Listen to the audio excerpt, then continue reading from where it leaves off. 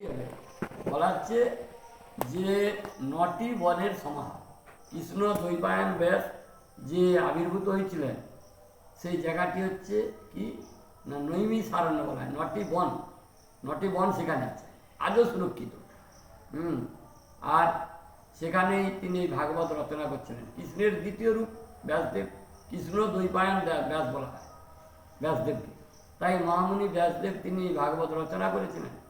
এতে তিনি সিদ্ধান্ত, এবং সেখানে যজ্ঞটা সবসময় চলছে, আজও সেই চলছে, যজ্ঞ হচ্ছে, আজও চলছে। এই যুগের নয়, কোন যুগের কথা? সৃষ্টির মূল্যে ধরা, মানে এই দাপর যুগের কাহিনী, দাপর যুগে। তাই 60,000 তোমার সন্ন্যাসী সাধু তারা সেখানে যজ্ঞ করেছিলেন। আজও সেইটা এখনও চলছে, এই যজ্ঞটা বন্ধ হয়নি। শ্রাবণ মাসে যে আমরা গিয়েছিলাম, সেই কারণেই ওই নটি বন রচনা করতে হবে। তার নাম দেওয়া হয়েছে নৈমিষারণ্য সাধ্য। নৈমিষারণ্য সাধ্য করলে কি হয় না, যাদের সমস্ত পাপ তাপ থাকে তাদের দূরীভূত হয়ে যায়, পূর্বজন্মের কর্মফল বিনাশ হয়ে যায়। আর প্রায়শ্চিত্ত করলে তো হয়েই যায়, যার কারণে কেউ 3 দিনে, কেউ 7 দিনে চলে যায়, স্বর্গলোক প্রাপ্তি হয়, কেউ 3 দিনে চলে যায়, কেউ হয়তো দেখা যাবে তার সে তো 5-6 মাস কি 5-6 বছরও রয়ে যায়। তো সেই কারণেই নৈমিষারণ্য সাধ্য করা দরকার। এই কারণে যে আমরা মনুষ্য জন্মে কি হচ্ছে, কুকুর শিয়াল রাক্ষসদের যে খাদ্যগুলো আমরা মানুষ আমরা গ্রহণ করি, তাহলে আমরা অপরাধ করতেছি। তো ভগবান মৎস্যরূপ অবতীর্ণ হলেন, সেই মাছকেই আমরা ভক্ষণ করতেছি, তাহলে আমরা কত অপরাধ করতেছি। ভগবান মৎস্যরূপ অবতীর্ণ হলেন, যিনি আমাদের বিশ্ব চরাচর, যিনি আমাদেরকে চালনা করছেন, যিনি এই জগতে আমাদেরকে নিয়ে এসছেন, এই শ্বাস প্রশ্বাস সবই তার, আমার দেহ তার। তাই আমরা যে অপরাধ করছি, সেই অপরাধের ফলে আমরা স্বর্গলোক প্রাপ্ত হতে পারবো না। স্বর্গলোক প্রাপ্ত তখনই হব যখন আমরা এই নৈমিষারণ্য সাধ্যটা করবো। এটা ব্যাসদেব মহামুনি তিনি ভাস দিয়ে গেছেন, তাই নৈমিষারণ্য সাধ্য বলা হয়। আর আমরা সাধারণ ভাষায় জানি যে নৈমিষারণ্য সাধ্য মানে নিরামিষ অন্ন বলা হয়, কিন্তু এর মধ্যেও বলা হচ্ছে যে নিরামিষ তো হবেই, কিন্তু 9টি বন রচনা করতে হবে। সেই 9টি বন রচনা করে 9টি বনের মাঝখানে সেই যজ্ঞটি হবে। সেইটিকে বলা হচ্ছে নৈমিষারণ্য।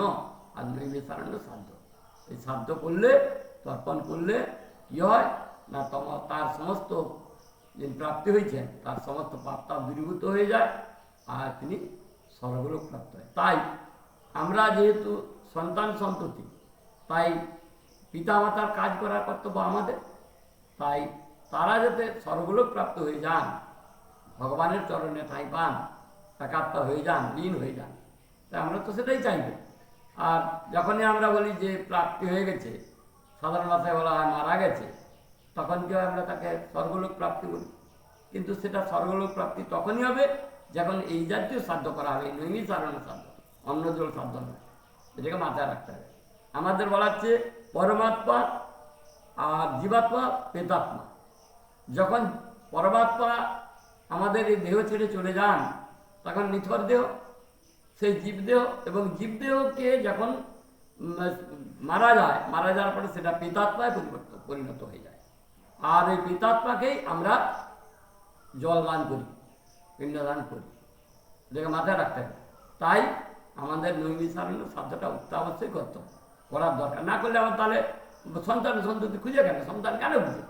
সন্তান এই কারণেই দরকার যে সন্তানরা তারা সঠিকভাবে আমার পাপ তাপগুলোকে সমস্ত তারা দূরীভূত করবে, এই জাতীয় সাধ্য ক্রিয়া করি।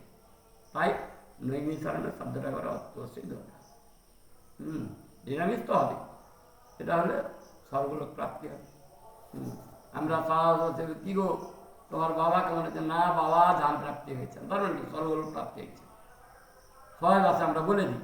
কিন্তু স্বর্গলোক প্রাপ্তি সহজ নয়। কীভাবে হবে? এই জাতীয় এই নৈমিষারণ্য সাধ্য করলেই তবে স্বর্গলোক প্রাপ্তি হবে।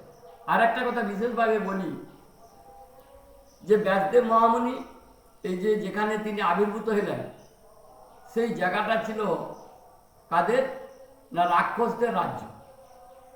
আজও সেখানে একটা দেখা যাবে রাক্ষসরা বিচরণ করে, দেখা যায় গভীর জঙ্গল, সেখানে কঠিন জঙ্গল আজও সেখানে, এই নৈমিষারণ্য। সেটা কোথায় না উত্তরাখণ্ড উত্তরপ্রদেশের একটি জায়গা, অযোধ্যা থেকে 500 কিলোমিটার 600 কিলোমিটার দূরে 9টি বন আছে।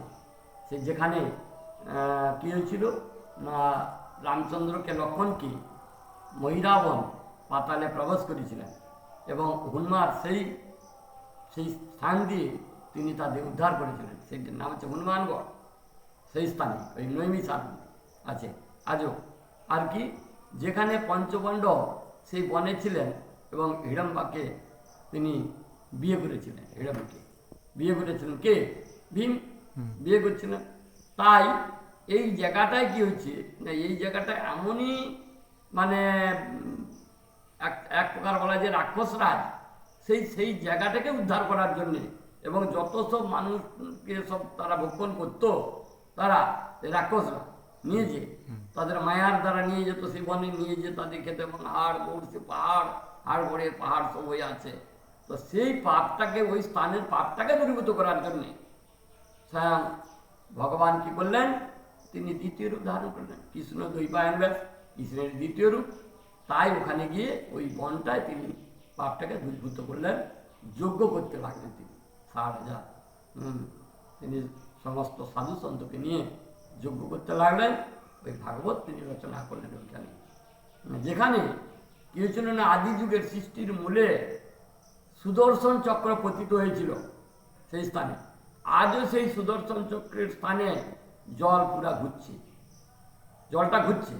সুদর্শন চক্র পৃথিবীর বুকে যে পতিত হয়েছিল সেই নৈমিষারণ্যে আজও সেই জলটা ঘুরছে এবং সেই স্থানে যদি আমরা স্নান করে আসি আমাদের মনুষ্য জীবনের সমস্ত পাপ তাপ সমস্ত দূরীভূত হয়ে যায়।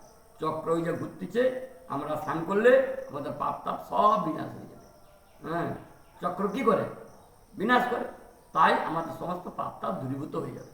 তাই ওই স্থানে যারা যায় তারা আজও সেখানে স্নান করে এবং জল অটোমেটিক ঘুরছে, পুরো চক্রের মতোই ঘুরছে। সেই স্থানে পতিত হয়েছিল সুদর্শন চক্র। তাই নৈমিষারণ্য শব্দটা অবশ্যই আমাদের দরকার আছে।